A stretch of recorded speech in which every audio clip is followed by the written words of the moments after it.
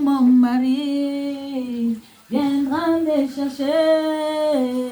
Un jour mon mari viendra me chercher. Un jour mon Jésus viendra me chercher. Un jour mon Jésus viendra me chercher. Si ça sera les jours, je ne sais pas. Si ça sera la nuit, je ne sais pas. C'est que moi je sais.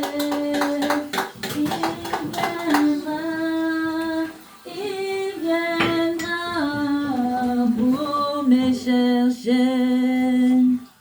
Il m'avait laissé, lui, il m'avait laissé la paix. Il m'avait laissé, lui, il m'avait laissé la paix. Pour que à son retour, que je l'accueille avec un lampe allumée.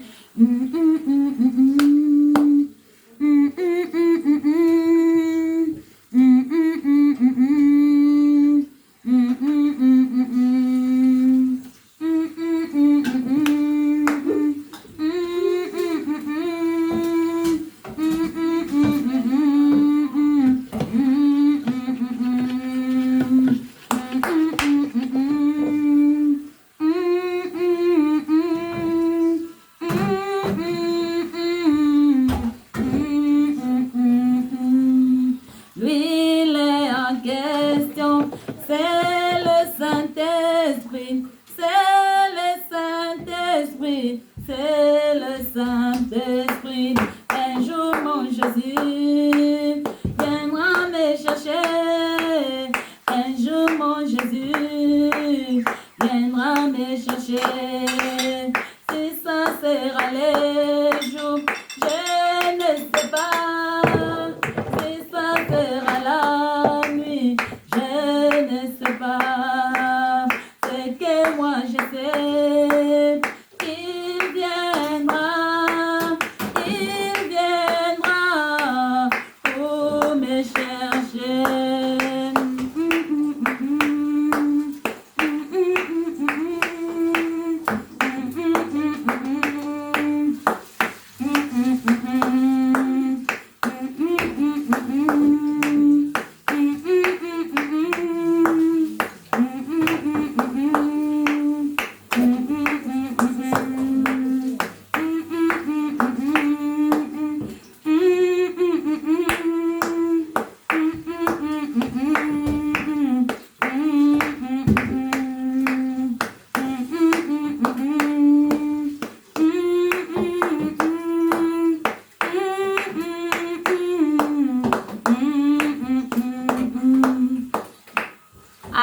Jésus-Christ viendra nous chercher.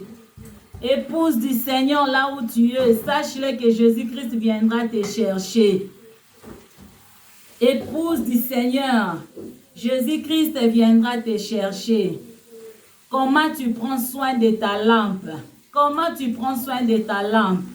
Parce que na lampe allumée. Est-ce que ozali na suffisance ya mafuta? Est-ce que oza na suffisance ya mafuta? Mafuta eza vraiment suffisant na lampe na yo? Parce que tokokende koyamba mobala libala kaka na mwinda ya kopela. Mwinda esengeli ezala ya kopela mpona koyamba mobali na libala. Soki mwinda na yo ezali ya kopela te ndeko na nga, okende koyamba mobali, mobala kondima yo te. Mobala ko accepte yo te. Mobala koyamba yo te. Ekozala déception makasi pona yo. Yango mama o mobala ye nanu te. Lokola pesaki déjà condition que pona ke koyamba ye, il faut lampe ezala allumée, mwinda ezala ya kopela. Nekonanga moma yango yo sala ba réserve d'huile. Sala ba réserve d'huile. Sala ba réserve d'huile. Ba réserve wana cela veut dire collabore avec le Saint-Esprit. Pendant que notre mari est absent, collabore avec le Saint-Esprit. Banda ko collaborer na Saint-Esprit. Banda kozala sensible na Saint-Esprit. Soit à l'écoute ya Saint-Esprit. Landa ba directif ya molimo mo santu. Collaborer na ye. Zala na intimité na ye. Kangama na ye parce que yango ne mafuta na yo. Mafuta na yo e ya molimo mo santu. Mafuta na yo eza Saint-Esprit. Ko attriste Saint-Esprit te. Parce que ceux qui ont attristé Saint-Esprit, mukolo wana okozala molili. Mwinda na yo ekozala molili. Mwinda na yo ekopela te. Et alors ceux qui mwinde peli te, ekozala impossible po yo yamba mobali. Ekozala impossible po okende pa ya mobali pe mobali andima yo. Yango moment oyo mobali azala nu absent. Pesa molimo mo santo esengo. Pesa molimo mo santo esengo parce que yango batikela ki yo ye. Batikela ki biso Saint-Esprit. Batikela ki biso Saint-Esprit. Yango lokola batikela ki biso Saint-Esprit. To collaborer na Saint-Esprit. To attriste molimo mo santo te. To pesa molimo mo santo mawate. To pesa e pasi te. Parce que soki to pesi molimo mo santo pasi. Mukolo wana ekozala pasi pona kozala enlevé. Mukolo wana ekozala pasi pona kokende koyamba mobali pe mobali andima yo pona ko remplir ba condition nyonso esengelo collaborer na Saint-Esprit. Batikela ki o lampe. Lampe batikela ki o c'est la parole de Dieu.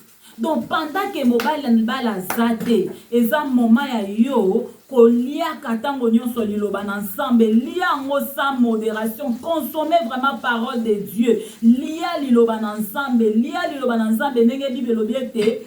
Mon peuple mutako bika kaka na lipate mais na maloba nyonso ezali kobima na monoko ensemble. Luka ke na moment oyo mobile na libala zate lukaka mingi oyo kaka maloba ensemble, lukaka mingi oyo kaka parole de Dieu, lukaka mingi ke parole de Dieu ezwe sika na kati na motema na yo, parole de Dieu ezwa place na kati na motema na yo. Et soumets-toi aussi à la parole de Dieu, obéis à la parole de Dieu, mets en pratique la parole de Dieu.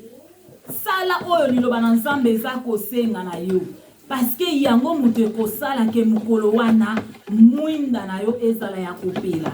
Ndeko, litomba nini ozala na mwinda na ndaku na yo, me mwinda ngo eza molili.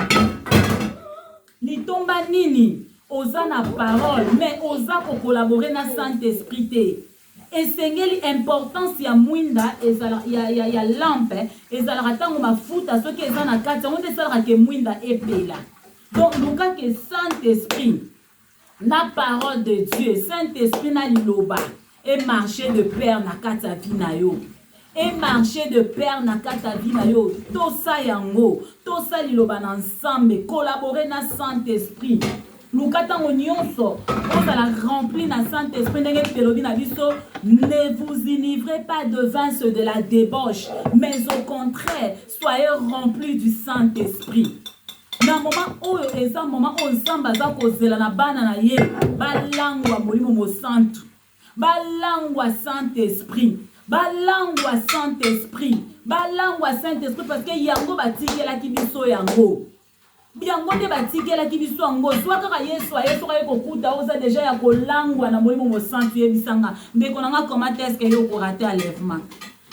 Comment est-ce que yo ko rater enlèvement? Et comment est-ce que mwinda na yo ekozala molili? Comment est-ce que vie na yo ekozala molili? Ekozala impossible. Parce que na moment o muta langwe molimo mo santu. Na moment o muta aza ivre ya Saint-Esprit. Ndeko nanga ozambala moko na faveur yako ndimama epa ya mobali. Ozambala moko na faveur parce que mobali a trouvé que tu es une femme soumise. Tu es une femme vraiment qui ozwaka vraiment maloba na ye au sérieux. Oza une femme oyo sala kesema motema na ye. Parce que atikeli o mafuta atikeli liloba, mais ozwi vraiment soin yako garder ngo jalousement, yako entretenir ngo. Ndeko nanga to luka to entretenir molimo mosantu na kati na biso. To luka ke to tondisa matango nyonso na molimo mosantu etonda na kati ya ba vie na biso. Molimo mosantu est rempli ba vie na biso. Tozala ivre. To langwa penza yango po soki to langwe yango ndeko nanga. Ata son ya trompette soki ekobeta na ngonga nini, même ata na kati ya buto osolala ki oza na kati na profond sommeil. Ndeko nanga okoyoka son ya trompette wana pe okende. Ata o eye na ete, o na hiver, o egoya soki na tongo, soki na butu, soki na ngonga nini. Ndeko nanga keba ndeko nanga okokende pourquoi? Parce que oza ivre ya molimo mosantu. Yango moni Bible lobi marchez selon l'esprit et vous n'accomplirez pas les désirs de la chair, car les désirs de la chair sont contraires à celles de l'esprit. Nzamba zo senga na biso ke to marcher selon l'esprit. Totambola selon ba directif molimo mosantu ezopesa biso. Totambola na conformité na Saint-Esprit. C'est alors que to ko accomplir ba désir de la chair te. Et loko kangela biso lola, ce sont les désirs de la chair. Tant que to mettre en pratique ba posa ya nzoto, nde yango mutu lola ezoza la fermer pour na biso. Mais ceux qui to mettre molimo mosantu tambwisami na molimo mosantu, totiki molimo na nzambe guide biso. Bien aimé, l'eau les a assurés. Mobala libala soki aye. Omoni 5 wana o tango ndenge ba opesa biso ke na lisese ya 10 vierges. 5 wana oyo bakutaki prêtre, bazalaki na ba lampe na bango, o ezalaki na mafuta ba mwinda na bango ezalaki kopela. Parce que 5 wana bazalaki ko marcher selon l'esprit. Bazalaki ko accomplir ba désir ya molimo mosantu. Bazalaki tango nyonso ko umela na kati na parole de Dieu, ko umela na kati na liloba. Et ko umela na kati na liloba wana, yango nde mutu esalaki ke tango kaka mobala ye, mbala moko bazalaki prêtre pona kokende. Bazalaki prêtre pona kokende pe mobali tanga monaki bango do asepelaki na bango animaki bango alobaki voilà oyo penzande mwasi o esengeli. Mwasi o esengeli. Bandeko nanga toyeba ndenge nini oyo tokoki ko collaborer na Saint-Esprit te ba ko garder parole de Dieu na kat na biso. Il m'avait laissé l'huile, il m'avait laissé la lampe pour que à son retour que je l'accueille avec lampe allumée. La lampe en question, c'est la parole, c'est la parole, c'est la parole. Un jour mon Jésus viendra me chercher. Un jour mon Jésus viendra me chercher. Un jour mon Jésus viendra me chercher. Un jour mon Jésus viendra me chercher. Si ça sera les jours, je ne sais pas. Si ça sera la nuit, je ne sais pas. Ce que moi je sais, il viendra pour me chercher. Un jour mon mari viendra me chercher. Un jour mon mari viendra me chercher. Si ça sera les jours, je ne sais pas. Si ça sera la nuit, je ne sais pas. C'est que moi je sais, il viendra pour me chercher. Mon mari viendra me chercher. chercher, quelle joie.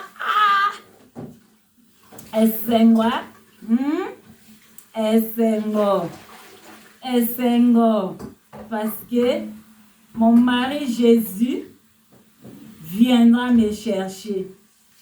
Ton mari Jésus viendra te chercher. Mobala libala, Yesu Masia, un jour, il viendra nous chercher. Alors, préparons-nous à sa rencontre. Préparons-nous à sa rencontre. Tomilengela, pona kokutana nae. Tomilengela. Yango bandeka katoliki bayemba nzembo balobi. Tomilengele malamu. Zambito ebi mokolo te. To ebi pembonga te. Tomilengele malamu. Zambito ebi mokolo te. To ebi pembonga te. Tantan banda yemba swinde misu. Toto sami beko. To yamba yango e. Donc nazoe bango susu te wana tanto zalaka bala mike wana tanto zala catholique anda yemba ngo to milengele po to yebi mokolo te. Yebi mokolo te, c'est vrai. Liloba na nzambe akosaka te, Yesu akosaka te. Donc soki alobi liloba afinisaka toujours na ko accomplir ango, afini na ko accomplir o ezali parole de Dieu, o ezali parole na ye. Donc makambo ya loba suka akokokisa ngo, et alors lokola akokokisa ngo to ebaka ke un jour aroya. Alors soki aye ndeko nanga, est-ce que okonzi mama ozala parmi les 5 sages ou ozala parmi les 5 folles? Yo moko mi pesa réponse parce que celle yonde oyebi vina onengo me makango. Mais soko ozomona ke non ozotambola malamu te, c'est le moment yango yo ya kobongisa, c'est le moment yango yo ya kolongola makamba kolongola ya kobongisa vraiment pour que mokolo wana donc ezala mokolo na sengo, ezala mawate parce que pona ba folle, les 5 folles mokolo wana ezalaki mokolo vraiment ya malheur pona ba lelaki ya kosakana te. Donc ezalaki mokolo moko ya passe, ezalaki sengo te pona bango parce que so otali bango bazaki na besoin que non bake kokutana na mobali na bango. Yango moni bakoma osanye bakoma yeko senga 5 ya sage. Pardon, su boko pesa biso moi mafuta po biso peto tsana ba mwinda na biso po epela. Mais malheureusement ba 5 ba ebisaki bango balobi to zaka kana donc to ana wezaka kokate poto kabola ngona bino poto pesa bino dobo keka ko somba et pas bato bateka ka po botana ba lampe na bino. Donc monique bazaki pe la posa wana, mais lokola bataki vina bango en ordre te ba mi bongisa ki avante ba ba ndo kansane tikate mo bala oyane sikote. Nous avons encore le temps, nous avons encore le temps.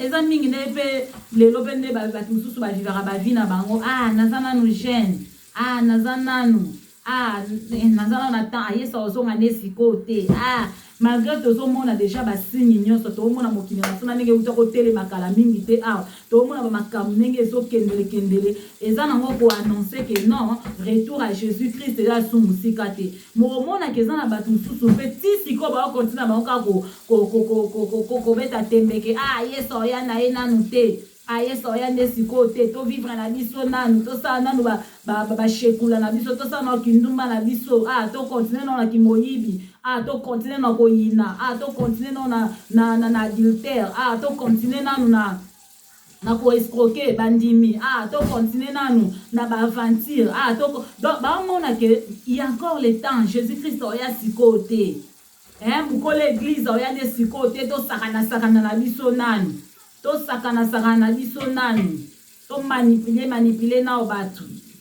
Mais il y aura un temps où que non mokolo moko ekozala ke non bakosutuka mobala libala ye ndenge 5 ya bainsensé wana basutukaki mpona bango ezalaki lokola kaki ekweleli bango mobala ye. Mais c'est déjà trop tard, c'est déjà trop tard parce que boyoki ke mobala komi na port mobala ye otala mwinda na yo bopo baisako déjà ke no po ke oyambe fo mwinda eza opela oke otala eta ya mwinda boye mwinda nini mafuta esila kala.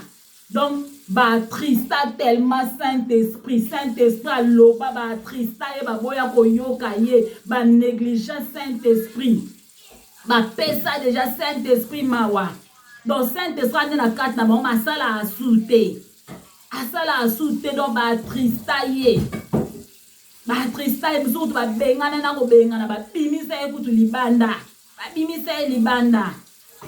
eza mawa bandeko na nga ya mawa to atristaka Saint-Esprit te parce que soki oatriste Saint-Esprit ozofanda na vie wana ka ya koatristaka Saint-Esprit ya koatristaka Saint-Esprit ya opesaka Saint-Esprit mawa yebake mokolo yango osutuka Yesu aye boye moye okende na ye eza te moye ayamba yo andima yo eza te.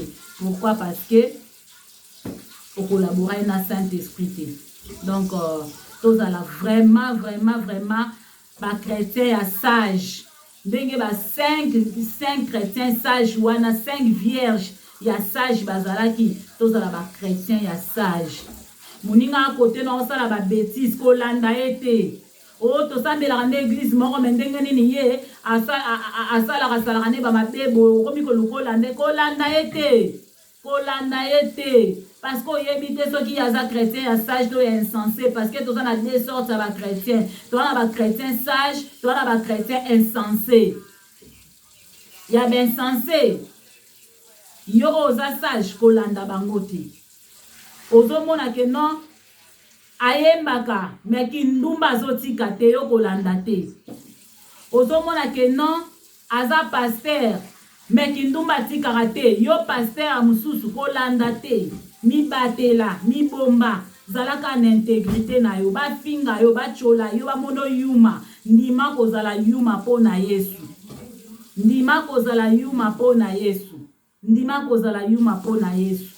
bamona on eti ser moko ba ser okutu za timba te ser moko su bandeni zalaka marke wana bamona na bango yo yuma bamona on eti soki ndeni ndima yuma na milia bato babeta ba cop moko bo baosa ba makambo moko baozo ba makambo bo na ba facilité po ba okotisa ba lokuta po ba okotisa fraude po ba okotisa makambo ka mabe bazoso zo ba avantage moko boye yo siko à cause intégrité na yo oza ko refuser ba avantage wana à cause intégrité na yo olingi ko kota na kati na poto tene baninga ba okota na ba poto po bazwa ba or ba diamant moko boye zo tromper bango momentanément. Ndeko nanga yo mibatela femme sage vierge ya sage azala toujours ko se préserver. Préserve-toi pour Jésus-Christ. Mibatela parce que mukolo wana omoni lelo bango bazo sepela tango baosala baobuka balokuta tango baza ko escroquer batu tango bazo vivre na bango na balokuta bazo vivre na vol bazo vivre na makambo boye bango na minute oyo baosepela. Mais yo peut-être ozo vivre pe vie moko ya ba difficulté ya pasi mais à cause de Jésus olingino ko welela ba bisengo wana te ba intérêt wana ni ko zwa moto zo ndima kutu olala nzala ozo ndima kutu o vivre kaka na mwa mbongo na mokie ozo bunda na kana mo ba mieti moko boye à cause d'intégrité ndeko na ngai ba ke mukolo wana joie na yo ekozala immense mukolo wana joie na yo ekozala immense. Mais bango, joie bango baza nango lelo, mukolo ane ko balukela bango tristesse. Parce que mukolo ana, donc balela ki na ninga osakanate. Il y aura des grincements dedans. Donc des grincements dedans, donc bakomi soit ba minu. Mukolo ana, bakomi soit ba minu bakolela. Mais yo muto sofita musu lelo pona kaka intégrité, pona obanga nzambe, pona osa nzambe sengo na motema. Sache que mukoloana o sepela. Mukoloana o sepela makasi. Mukoloana ko sepela ya rosaranate. Yango lo no ye bisaonde konanga. Umela na kati na loba na nzambe. vous mettez là na intimité na Saint-Esprit, donne toujours la joie, hein? Pesa Saint-Esprit ka esengo. Omonika tango yo to samaloba ensemble, tango yo zo kima mabe, tango zo boya kosala mabe, Saint-Esprit azoza la joie, azoza la joie. Saint-Esprit azo sepela, sko tango yo azo sepela wana, yango ndezoza la makasi na onde kunanga. Mais so ozo pesa Saint-Esprit mawa, ozo pesa Saint-Esprit mawa. Oh, comme de plus en plus faible. La vie présente, dans le monde, on a des forme. Mais tant que tu seras par terre. Tu seras par terre. Tu vas pleurer. Tu vas pleurer. Tu vas pleurer. On commis soit ba mino, on commis lia, ceux qui ba mbebo, ceux qui ba nini, ceux qui mino penado. Mais ça sera déjà trop tard. Yango maman yango yoe. Maman yango o na yoka kite o baloba kite o bientôt Jésus-Christ azoya épouse du Seigneur milengela épouse du Seigneur otambolanga na Bible olobaka tango nyoso a mwana na Nzambe olobaka tango nyoso za chrétien oza frère oza sœur oza serviteur oza servante maman yango milengela milengela omukoloana ezala yo trop tard teo. Un jour mon Jésus viendra me chercher, un jour mon mari viendra me chercher. Si ça sera les jours, je ne sais pas. Si ça sera la nuit, je ne sais pas. Ce que moi je sais, il viendra pour me chercher.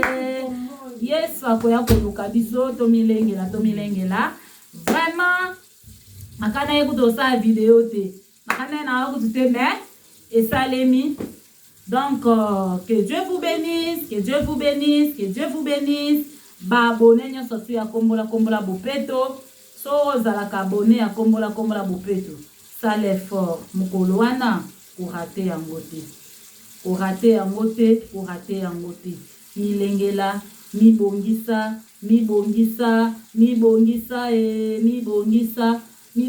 po kuta na mobala libala. C'est moderne na c'est pour na banini. Hey. Amae, na bendi yango bien. Na ebi kutute.